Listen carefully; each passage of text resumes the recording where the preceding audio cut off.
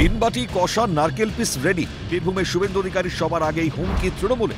মঙ্গলবার বীরভূমের সাঁইথিয়ায় রাজ্যের বিরোধী দলনেতা শুভেন্দু অধিকারীর পরিবর্তন সংকল্প সভা রয়েছে। সেই সভা নিয়ে ব্যস্ততা তুঙ্গে গেরুয়া শিবিরের। তারই মাঝে বিস্ফোরক তৃণমূল কর্মী শেখ আজমির হোসেন। সোশ্যাল মিডিয়ায় একটি পোস্ট করে তিনি লেখেন, দিনবাটি কষা নারকেল পিস রেডি শুভেন্দুর জন্য, যাকে ঘিরেই শোরগোল।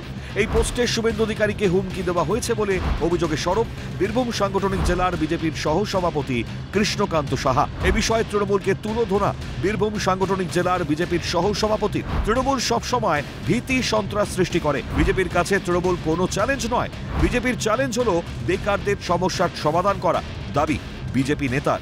ওনাকে আমি বলতে চাই যে ওনার পায়ের মাটিটা কতটা শক্ত আছে, কারণ পশ্চিমবঙ্গে এখন তৃণমূলের ত্রাস।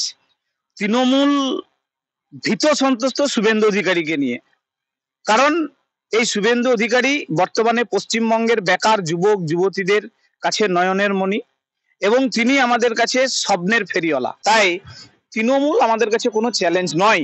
পশ্চিমবঙ্গে আমাদের কাছে বড় চ্যালেঞ্জ বেকার যুবক যুবতীদিকে আমরা আগামী দিনে কাজ দেবো। বেকার যুবক যুবতীরা যেন দুবেলা দুমুঠো খেতে পায়, বেকার সমস্যার সমাধান হয়। আর এই স্বপ্নের ফেরিওয়ালা হচ্ছে আমাদের পশ্চিমবঙ্গের বিধানসভার বিরোধী দলনেতা সম্মানীয় শুভেন্দু অধিকারী মহাশয়। তিনি 3 পিস নারকেলের কথা বলছেন, উনি বোমের ভয় দেখাইতে চাইছেন, যে বোম মারবো। আরে বোম থেকেই তো তৃণমূল দলটার জন্ম।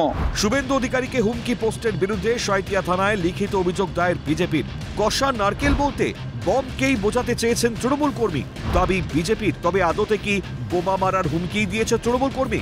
শুভেন্দুর সবার আগে হাতের কাছে বম তৈরি করে রেখেছে তৃণমূল। বীরভূম থেকে ভোলানাথ চক্রবর্তীর রিপোর্ট, ক্যালকাটা নিউজ।